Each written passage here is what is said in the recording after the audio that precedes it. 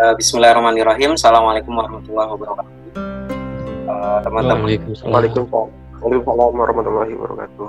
Ya, terima kasih teman-teman mahasiswa Terwakil.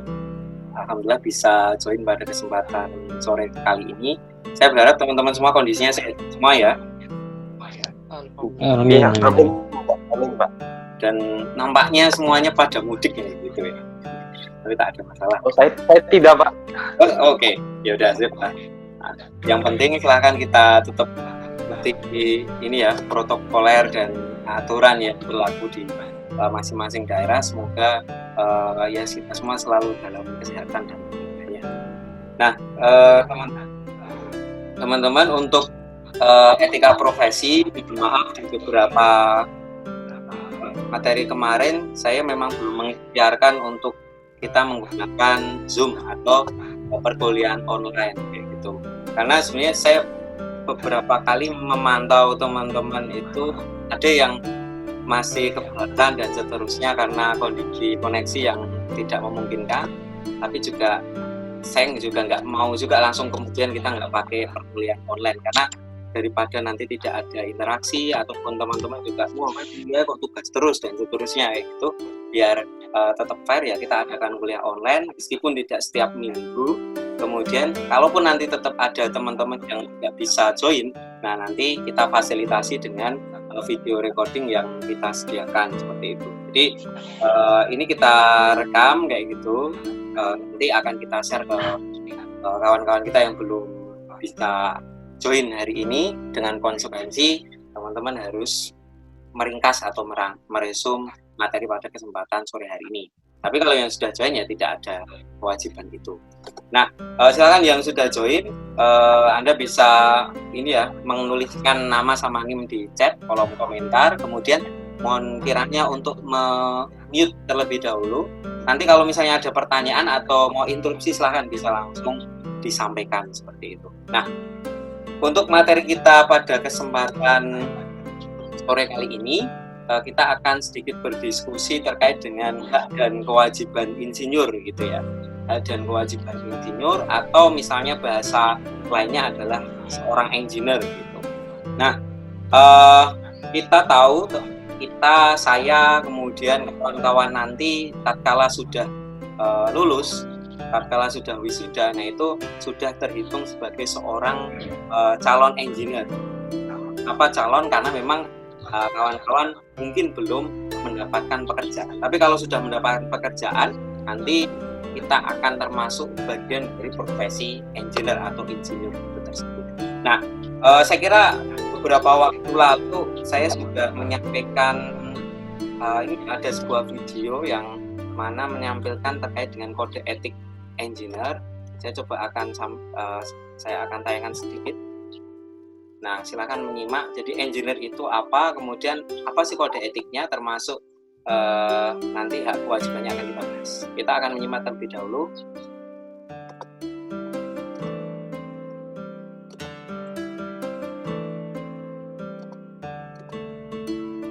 Oke, nah itu tadi sedikit semacam overview atau ini ya sepintas terkait dengan apa sih insinyur itu, kemudian kode etiknya seperti apa gitu ya. Nah, saya kira kawan-kawan tadi juga sudah menyimak terkait videonya, dan langsung saja di sini kita akan sedikit membahas bagaimana hak dan kewajiban seorang insinyur itu sendiri. Nah, singkat saja, jadi hak dan kewajiban saya kira Anda sudah memahami semua. Hak itu apa, kewajiban itu apa, dan bagaimana kaitan hak sama kewajiban itu dilaksanakan. Apakah kita perlu melakukan kewajiban terlebih dahulu, kemudian baru mendapatkan haknya, atau seperti apa? Saya kira kita sudah paham. Jadi tentunya yang pertama adalah kita melakukan atau mengerjakan apa yang menjadi kewajiban kita, gitu ya. Kemudian barulah nanti akan mendapatkan haknya. Nah, dalam konteks yang akan kita bahas hari ini, mungkin kalau kawan-kawan mengira hak di sini itu adalah, wah, sebagai seorang insinyur kita banyak mendapatkan salary atau misalnya gaji gitu ya. Tidak serta-merta itu ya teman-teman ya. Jadi dalam konteks ini adalah bagaimana seorang engineer itu diberikan kewenangan-kewenangan seperti itu. Jadi bukan hanya material ataupun gaji yang didapatkan setiap bulannya, tapi juga kewenangan yang berhak ataupun yang dimiliki atau yang diberikan kepada seorang insinyur itu.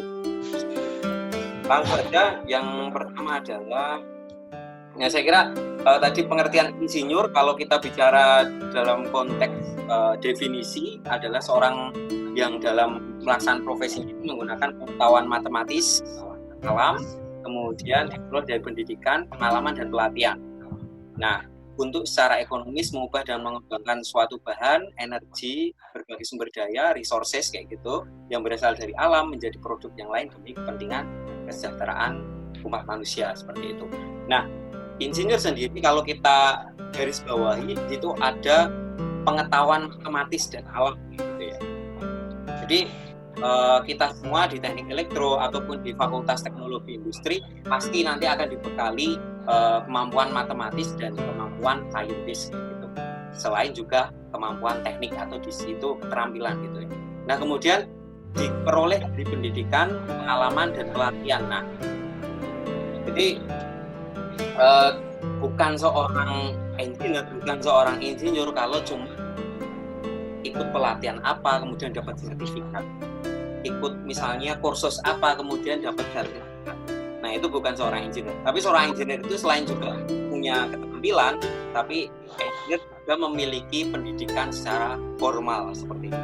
Jadi salah satunya ya kita misalnya berkuliah di teknik elektro di UAD kayak gitu. Kita melalui proses pendidikan yang formal, kemudian kita mendapatkan sertifikat, mendapatkan ijazah, mendapatkan keterampilan, itu adalah seorang insinyur. Nah, kemudian tugas kita adalah sebenarnya apa? Tugas kita pada ujungnya adalah nanti akan mendorong atau ikut menjamin kepentingan kesejahteraan, kenyamanan, kesehatan, dan keselamatan manusia, baik dalam bentuk apapun kayak gitu ya. Di situ disebutkan mengubah resources atau sumber daya alam menjadi produk yang lain.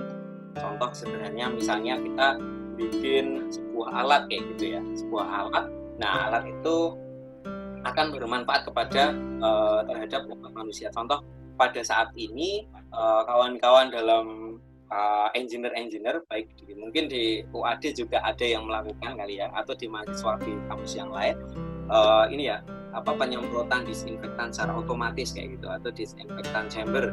Jadi sebelum masuk ke ruangan, sebelum masuk ke kantor, nah para engineer itu membuat disinfektan chamber atau penyemprot disinfektan kayak gitu secara otomatis. Nah, itu paling tidak di situ menambahkan kesehatan dan keselamatan umat manusia dalam konteks untuk menanggulangi COVID-19 ini gitu ya. Nah, itu pengertian insinyur. Kemudian yang kedua, hak dan kewajiban. Seperti yang saya sampaikan tadi, hak adalah kewenangan ataupun kuasa melakukan atau membuat menilai sesuatu sesuai dengan ketentuan perundangan yang berlaku seperti itu. Nah, sebentar. Kemudian jadi saya garis bawahi, hak itu adalah kewenangan yang diberikan gitu ya, kekuasaan yang diberikan. Sebagai mahasiswa, contohnya Anda berhak untuk apa? Misalnya Anda berhak untuk melakukan beropini atau berkumpul kayak gitu, berorganisasi. Nah, itulah hak yang diberikan oleh kampus kepada mahasiswa. Pun juga engineer di tempat-tempat misalnya di perusahaan-perusahaan masing-masing itu pasti diberikan hak untuk salah satunya untuk berpendapat kayak gitu ya. Contoh misalnya, wah gajinya kok sedikit kayak gitu ya. Nah, setiap karyawan pasti nanti punya hak untuk bersuara, untuk menyuarakan kepada pemimpinnya atau manajerial bagaimana biar gaji itu bisa naik, atau terkait dengan kenyamanan kerja, atau terkait dengan mungkin jam kerja dan seterusnya. Jadi hak untuk bersuara salah satunya. Nah, kemudian yang kedua adalah kewajiban. Kawan-kawan di sini, kewajiban adalah sesuatu yang harus dilaksanakan sesuai dengan ketentuan nilai atau perundangan yang berlaku. Nah, jadi apa yang harus kita lakukan, apa yang harus kita patuhi, apa yang harus kita kerjakan, itu yang dinamakan kewajiban. Dan secara umum memang untuk mendapatkan keduanya ini hubungannya adalah bagaimana kita akan mendapatkan hak, yaitu setelah kita nanti mengerjakan kewajiban. Jadi jangan sampai kita menuntut hak tapi kewajiban kita belum terpenuhi kayak gitu ya. Dalam konteks manapun, kita sebagai seorang mahasiswa, kita sebagai seorang mungkin anak atau bagian anggota keluarga di rumah teman-teman, nah pasti punya hak dan kewajiban. Kalau sekarang kan ini ya sebagian besar kawan-kawan mahasiswa ini mudik gitu ya di rumah. Nah kewajiban teman-teman di rumah apa? Membantu orang tua, kemudian ikut membersihkan rumah dan seterusnya. Selain nanti Anda akan mendapatkan hak, mendapatkan perlindungan, mendapatkan mungkin ya uang satu atau makan dan bimbingan dan seterusnya. Nah itu hak dan kewajiban. Nah kemudian kita beranjak ke slide selanjutnya. Sebentar saya cek sini. Oke, jangan lupa untuk presensi ya. Nah kita 10 menit lagi ya, nggak usah lama-lama biar kuotanya juga nggak habis banyak. Nah di sini selanjutnya adalah terkait dengan insinyur sebagai profesi gitu ya. Jadi saya menyampaikan tadi salah satu profesi ada di dunia ini banyak sekali ya. Salah satunya adalah insinyur. Syarat insinyur tadi Anda sudah menyimak semuanya bahwa insinyur ini ya selain memiliki pendidikan formal, dia juga punya keterampilan dan juga ini ya memiliki profesi yang dilakukan itu adalah diakui oleh negara atau diakui oleh pemerintah seperti itu, dan biasanya memiliki organisasi ataupun serikat pekerja seperti serikat insinyur dan seterusnya. Nah, di sini langsung saja saya jelaskan ada atribut atau ciri-ciri sebuah profesi. Yang pertama adalah pekerjaan memerlukan keterampilan ahli, penggunaan, penilaian dan penerapan kebijaksanaan seperti itu. Jadi punya keterampilan ahli kayak gitu ya. Sebagai seorang engineer di bidang elektrikal atau teknik elektro, kira-kira apa keterampilan kita? Misalnya, kita sebagai seorang yang ahli dalam bidang misalnya otomasi nih, kayak gitu. Kita sering main misalnya human machine interface, kemudian microcontroller dan seterusnya. Nah, atau PLC kayak gitu. Kita memiliki keterampilan ahli di bidang otomasi misalnya, atau PLC sendiri secara spesifik kayak gitu. Nah, biasanya kawan-kawan semua, biasanya di profesi seperti ini nanti ada sertifikasi atau sertifikat keprofesian. Contoh misalnya yang di prodi kita yang sedang digalakkan adalah sertifikasi keterampilan ini ya, PLC Programmable Logic Controller kayak gitu. Nah ini sedang kita boomingkan dan nampaknya dalam waktu dekat nanti ada ujian sertifikasi itu. Nah nanti mungkin kalau kawan-kawan sudah mau lulus nanti bisa menggunakan fitur itu. Nah nanti di situ pasti nanti akan mendapatkan ini ya kualifikasi apakah Anda lolos atau enggak. Nah itu dibuktikan dari sertifikat. Nah kemudian yang tak kalah penting juga memerlukan pendidikan formal yang tinggi, bukan hanya pelatihan praktis atau lewat pengalaman. Jadi kita harus memiliki ijazah atau pendidikan formal. Tadi saya sebutkan misalnya kita ikut kuliah di teknik elektro kayak gitu. Kemudian publik mengizinkan organisasi tertentu untuk menetapkan standar-standar bagi anggotanya. Saya sampaikan tadi profesi-profesi di Indonesia biasanya nanti ada persatuan atau serikat kayak gitu ya, serikat profesi apa gitu. Tadi saya sudah coba membuka sebuah website kayak gitu ya. Anda bisa melihat di sini saya membuka pii.org.id. Di situ adalah website resmi dari ini ya, Persatuan Insinyur Indonesia. Nah, Anda di situ bisa mengulik atau membaca lah ya syarat-syarat sebagai anggota PII itu seperti apa. Nah, di sini bisa melihat dan berbagai informasi yang lain terkait yang saya sampaikan tadi juga terkait dengan sertifikasi juga ya. Jadi sertifikasi apa yang sudah ditawarkan di dalam organisasi keprofesian di PII ini. Nah, kita lanjutkan. Sebentar. Kemudian yang poin terakhir adalah hasil yang baik dan signifikan dapat diperoleh masyarakat dari praktek profesi tersebut.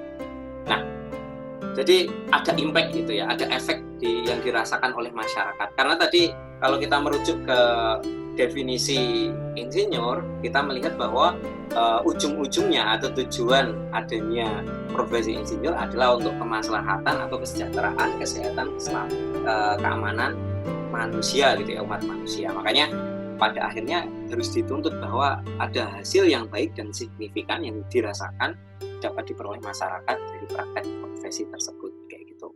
Saya menyebutkan contoh yang sederhana, contoh misalnya dalam kondisi saat ini penyebaran COVID-19, apa sih yang bisa kita kontribusikan? Salah satunya ya tadi kita bikin penyemprotan desinfektan otomatis, atau misalnya kita bikin sarana sarana misalnya kuliah online tapi yang lebih interaktif. Jadi contoh misalnya kuliah online seperti ini, itu kan saya juga nggak bisa melihat atau memastikan kondisi mahasiswa di lokasi atau di ruang-ruang dengar Anda. Jadi misalnya ada fitur ini, misalnya wah terlihat ngantuk nih, misalnya siapa nih di sini. Nah kemudian nanti saya bisa mencet tombol apa, kemudian membangunkan lewat aktuatornya apa, misalnya ditapuk atau pakai suara bel atau seterusnya. Nah kita bisa berkontribusi di ranah itu gitu. Selain juga ranah yang lebih luas lagi, saya kira banyak. Nah selanjutnya tanggung jawab profesional seorang insinyur di sini ada 3 hal, yaitu secara singkat. Yang pertama adalah informasi pribadi dan rahasia, konflik kepentingan dan etika lingkungan, kayak gitu. Oke, ada yang ini Mas. Oke, sebentar. Oke, gimana Mas Devi? Silakan. Ada instruksi? Enggak, itu apa? Kalau ada pertanyaan silakan. Ini kan cuman tentang profesi ya Pak? Mm-hmm. Cuman tentang profesi. Jadi kalau misalnya profesi kan bebas itu ya, banyak itu kan. Enggak cuma di elektrikal, tapi di lain juga. Jadi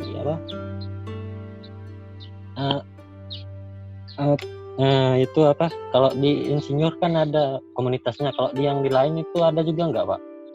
Oke. Ada, pasti ada. Nanti dari komunitas, misalnya Anda pasti sekarang misalnya sering lihat berita ya, atau menyimak berita, nanti ada istilah ID. ID itu apa? Ikatan Dokter Indonesia. Nah, ini adalah keprofesian seorang dokter begitu. Nah kemudian kalau yang PI ya ini khusus untuk itu. Nah sebenarnya kalau kita melihat memastikan atau ingin tahu ya profesi mana yang memang legal, yang memang diakui, adalah kita melihat apakah ada induk organisasi yang menaungi kayak gitu. Nah kayak gitu Mas Devi ya. Kalau ada tambahan, ada respon lagi? Silakan begitu. Itu kan ini gitu yang resminya kayak apa, buruh gitu ada nggak? Atau pekerja lain gitu, atau PNS gitu kan ya, profesi juga itu Pak? Ada, semuanya ada ya, kecuali kalau saya kurang tahu kalau misalnya profesi-profesi yang baru muncul saat ini kayak YouTuber, itu mungkin secara legal atau formal ya gimana itu Pak? Itu kan YouTuber sebuah profesi, tapi dia itu nggak ada kuliah gitu, nggak ada. Nah, nggak ada, cuma pelatihan juga nggak ada. Oke, saya tanggapi ya. Jadi skillnya tadi cuma itu. Oke. Jadi tadi misalnya guru pasti ada ya, korpri gitu ya namanya. Kemudian misalnya PNS itu ada ya. Ya korpri tadi ya. Kemudian tadi disebutkan apa, saya lupa gitu ya. Nah,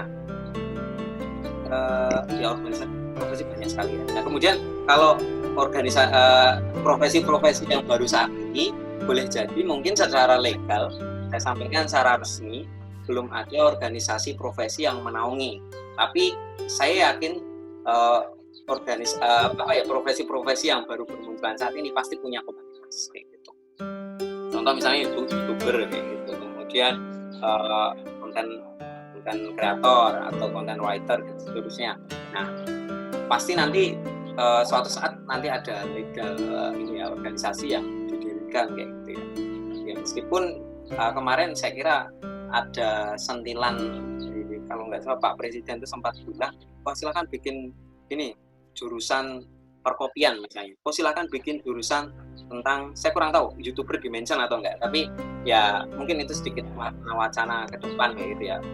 Bagaimana profesi-profesi yang mungkin saya kira tidak formal ternyata memang ternyata sudah banyak yang diminati kayak gitu. Nah mungkin itu ya, saya lanjutkan karena saya belum punya akun premium, jadi mungkin ini cuma 40 menit. Ini bentar lagi sudah selesai ya. Singkat aja, di sini saya sampaikan tanggung jawab profesi tadi terkait dengan informasi pribadi rahasia, yaitu adalah kewajiban atau misalnya keharusan seorang insinyur itu menjaga informasi tentang rahasia atau kepentingan klien kayak gitu, kepentingan perusahaan dan seterusnya. Anda bisa melihat di situ misalnya rahasia info medis pasien. Nah, itu contohnya tentu di kedokteran. Reka medis pasien itu sebuah kerahasiaan gitu ya. Hanya pihak rumah sakit atau pihak dokter dan pasien yang bersangkutan. Orang lain nggak tahu. Nah, kemudian info klien hukum. Tentu ini menjadi hal yang harus kita simpan juga kayak gitu ya. Bagaimana misalnya ada masalah kayak gitu, seseorang punya masalah, kemudian dia nyari perlindungan atau bantuan hukum di lawyer kayak gitu, pengacara. Nah, pasti nanti akan di-keep kayak gitu ya informasinya. Kemudian desain produk perusahaan. Nah, mungkin ini yang dekat dengan kita gitu ya. Kita bikin produk apapun kayak gitu. Misalnya contoh ya itu tadi, saya melihat mengamati kawan-kawan saya yang alumni zaman saya kuliah dulu, sekarang lagi getol-getolnya bikin produk yaitu tadi misalnya desinfektan chamber, kemudian misalnya penutup muka, kemudian misalnya alat semprot dan seterusnya. Nah, pasti mereka sebelum launching pasti mereka akan menjaga informasi produknya. Biar apa? Biar tidak di copy atau tidak ditiru oleh orang lain. Pun juga setelah launching pun juga harus menjaga informasi tersebut terkait dengan desain produknya kayak gitu. Kemudian kenapa sih harus dirahasiakan? Karena informasi tersebut akan mempengaruhi kemampuan perusahaan bersaing di pasar kayak gitu ya. Kompetisi gitu ya. Kalau misalnya kasarannya gini, misalnya kawan-kawan nih ujian, kemudian open book kayak gitu ya. Nah, open book kasih soal shred kayak gitu, suruh ngerjain. Nah, tapi ternyata ada satu orang yang nggak merahasiakan informasi tentang jawabannya. Nah, nanti pasti dia nilainya ya bagus. Orang lain juga nanti akan mengikuti. Orang lain juga nanti akan kompetitif dia karena dia dikasih. Oke, mohon di-mute sebentar. Oke. Nah, kemudian tingkat kerahasiaan sebuah informasi juga tergantung pada karakter bisnis, kegiatan atau perusahaan. Contoh industri pertahanan milik pemerintah lebih ketat daripada industri consumer good kayak gitu atau barang kayak gitu ya. Contoh misalnya ini ya, kawan-kawan di UAD ternyata kita ini punya pusat studi khusus gitu ya. Contoh Sirnov. Anda pernah dengar nggak? Saya kira Anda pernah dengar Sirnov gitu ya. Sirnov ini adalah sebuah pusat studi yang bergerak di bidang riset yang berkaitan dengan industri pertahanan atau pindad di negara kita gitu ya, Republik Indonesia. Nah, ini tingkat kerahasiaannya pasti akan lebih lebih ketat lagi gitu ya. Makanya ya kita nggak sering tahu gitu ya, sering tahu informasi tentang Sirnov, tapi ternyata UAD punya gitu ya. Nah, ini salah satunya gitu ya. Nah, kemudian selanjutnya adalah konflik tanggung jawab profesional, yang kedua adalah konflik kepentingan. Nah, ini terjadi ketika upaya pemenuhan sebuah keinginan membuat seseorang profesional tidak memenuhi salah satu kewajibannya. Contoh apa? Contoh, insinyur yang bertanggung jawab dalam pembangunan jaringan perusahaan memiliki saham pada salah satu perusahaan supplier. Contoh misalnya gini, kita di sebuah perusahaan gitu ya, kemudian kita mau bikin sebuah produk apa yang bahan bakunya itu ternyata salah satunya adalah ada kerabat kita yang menyediakan bahan baku tersebut. Nah, di sini pasti nanti ada konflik of interest atau konflik kepentingan gitu ya. Nah, makanya tanggung jawab seorang profesional harus menjaga profesionalisme dalam bidang konflik kepentingan ini, dalam kaitan konflik kepentingan. Artinya kita terang gitu ya, kita tahu memang kalau misalnya kita mau mengambil bahan yang paling berkualitas, silahkan istilahnya dikompetisikan, diadu gitu ya, antara bahan dari orang lain, kemudian dari keluarga kita diadu mana yang terbaik baru kita ambil, bukan karena kedekatan kerabatan baru kemudian kita putuskan secara subjektif seperti itu. Nah, selanjutnya beberapa jenis konflik kepentingan bisa berupa ini ya, ada aktual, potensial, sama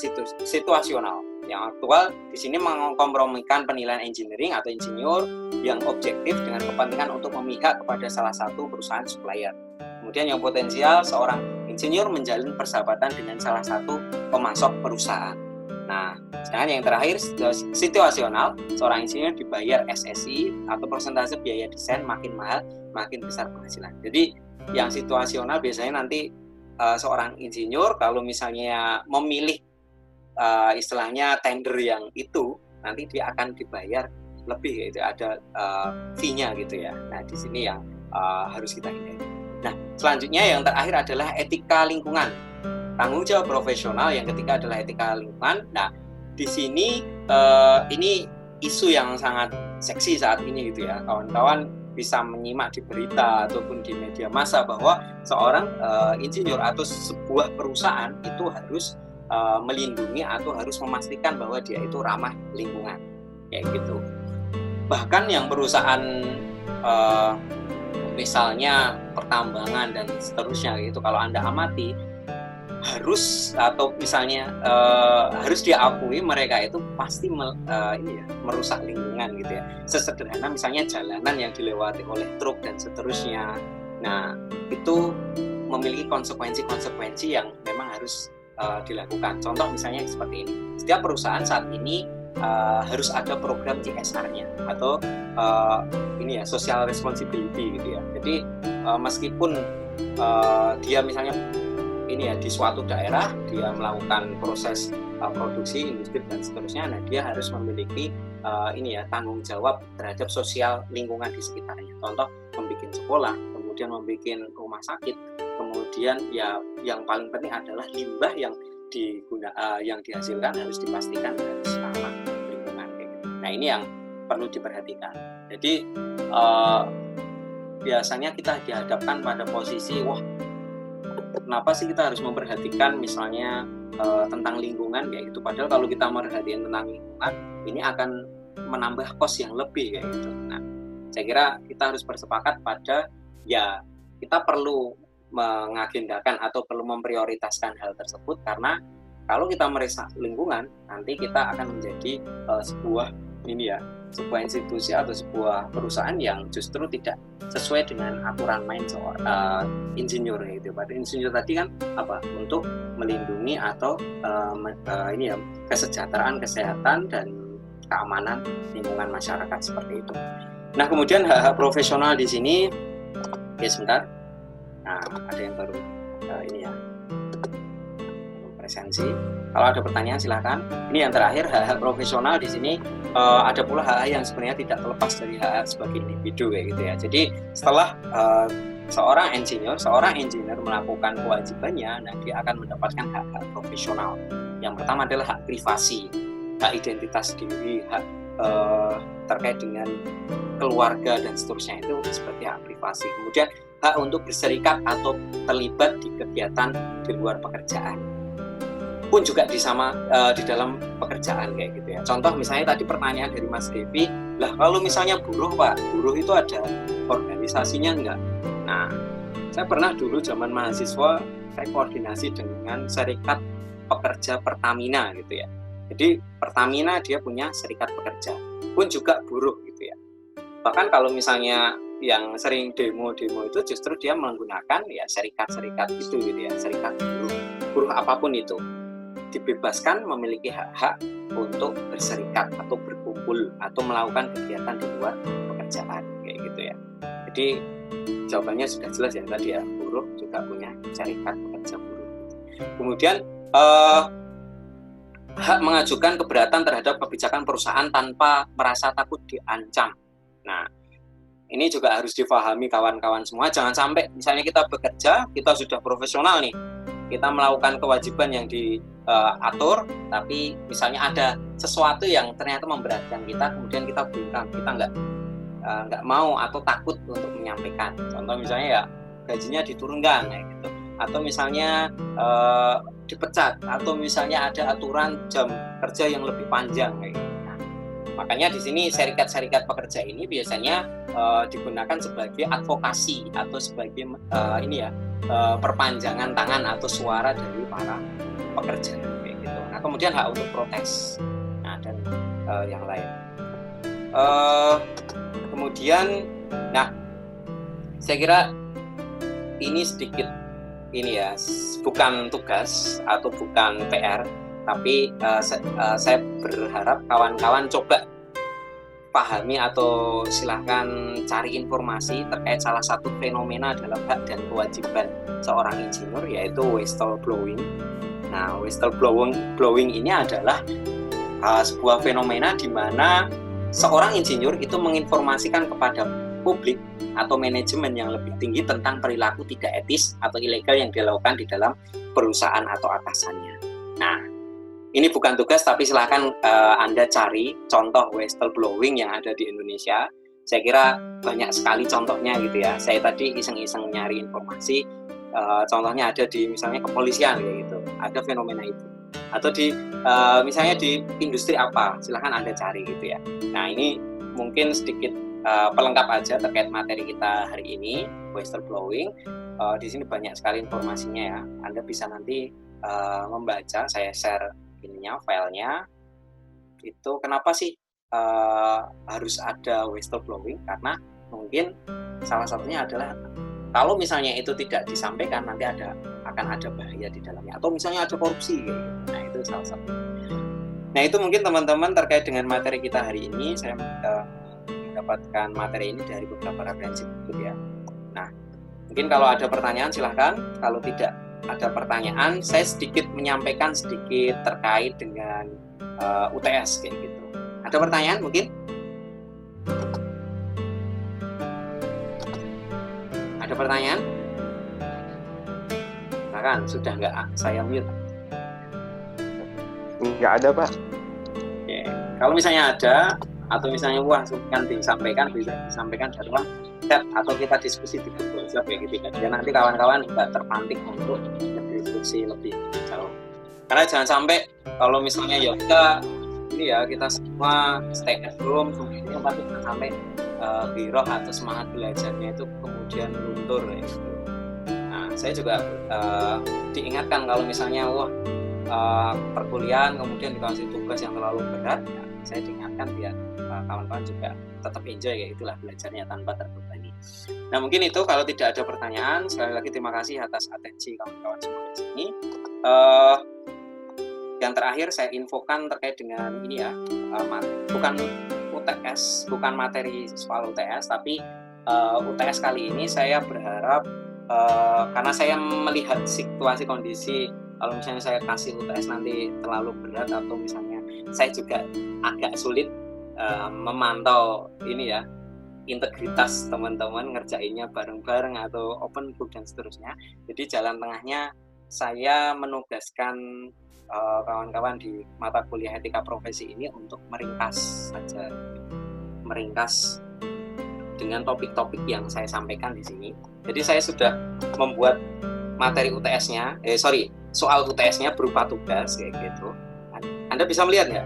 Bentar, saya share ya.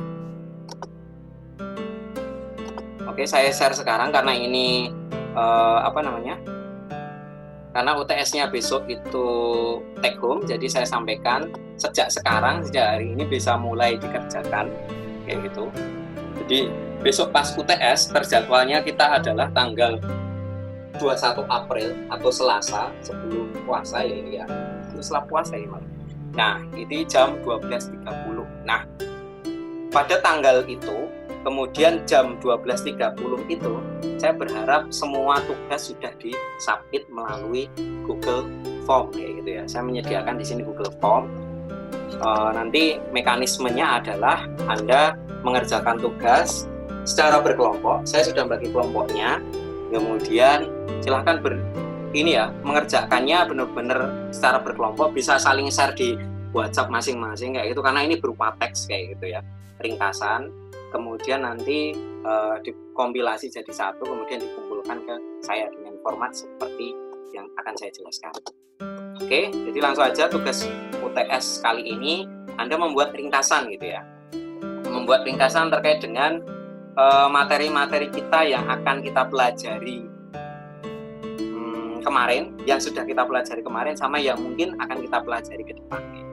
Nggak ada masalah, misalnya ke depan kok ditugaskan Pak, ya udah biar malah kita persiapan kayak gitu ya untuk belajar lebih awal kayak gitu. Jadi di sini ada A, B, C, D, E, F, G, I, J, K.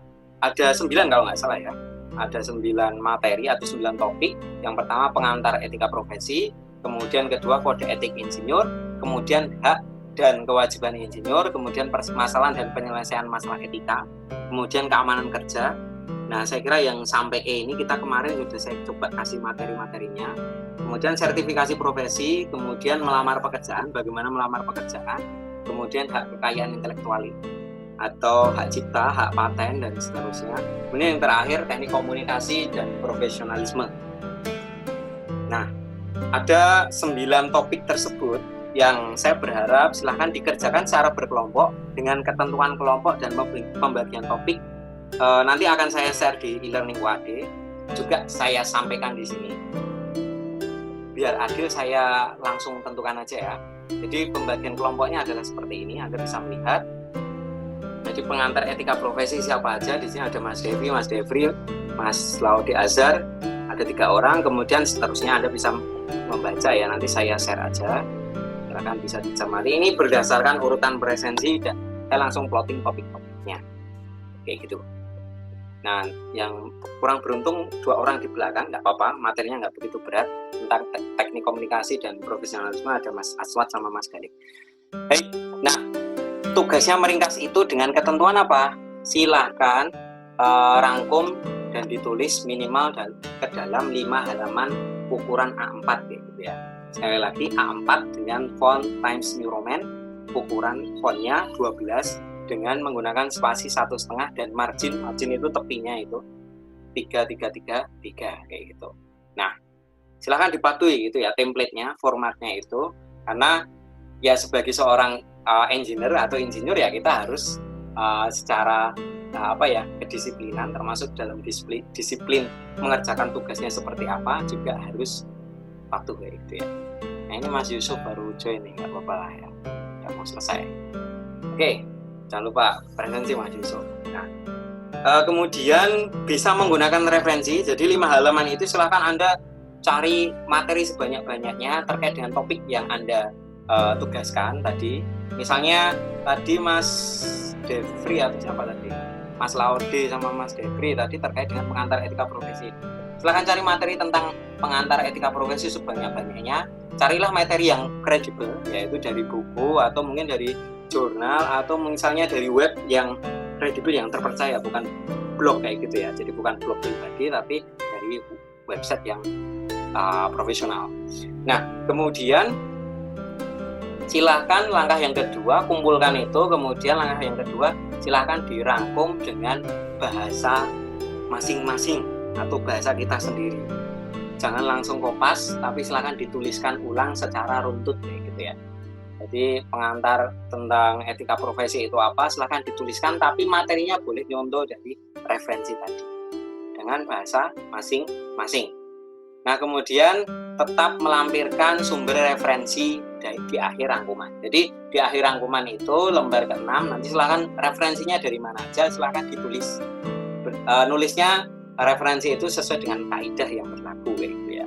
Nah, kemudian kalau sudah semua, nanti silahkan dikompilasi dari anggota kelompok tersebut, dikompil, misalnya Anda bagi tugas tuh, gitu, kemudian dikompil jadiin satu. Jangan sampai ada yang overlapping dan pastikan semuanya sesuai dengan formatnya. Nah, kemudian kalau sudah siap, silahkan beri nama file Word tersebut dengan nama file sesuai dengan topiknya.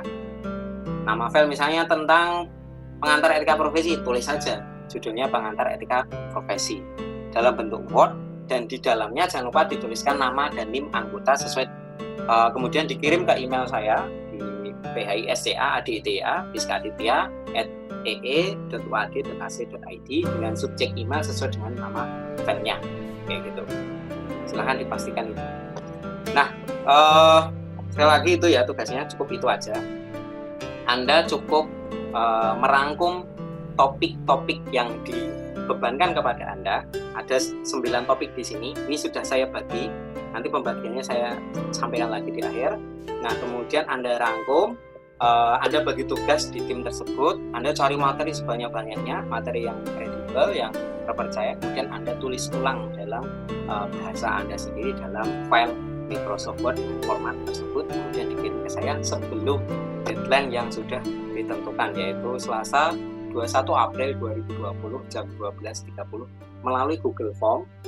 Melalui Google Form aja ya, Google Form, kemudian di invite ke email saya. Mohon maaf tadi keliru.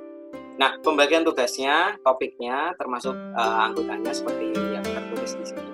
Mungkin ada kiranya yang belum tertulis, silahkan nanti bisa menyampaikan ke saya melalui grup atau bisa japri gitu ya. Nah, gitu. Kalau ada pertanyaan silahkan sebelum kita tutup. Saya unmute. Ada pertanyaan. Yang baru datang jangan lupa presensi ya. Aku tak juga deh. Yang datang siapa nggak jadi datang nih. Oke.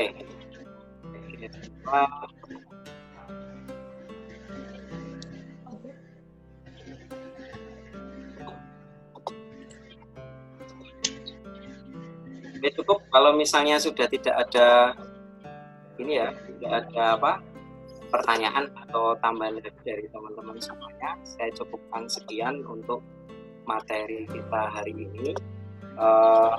Saya lagi terima kasih dan saya berharap silahkan Anda bisa mengerjakan sedini mungkin tugasnya. Anda kerjakan sejak awal, jadi biar besok saat menjelang UTS itu sudah sudah siap untuk dikumpulkan seperti itu. Nah, ya demikian, kalau tidak ada pertanyaan cukup ya.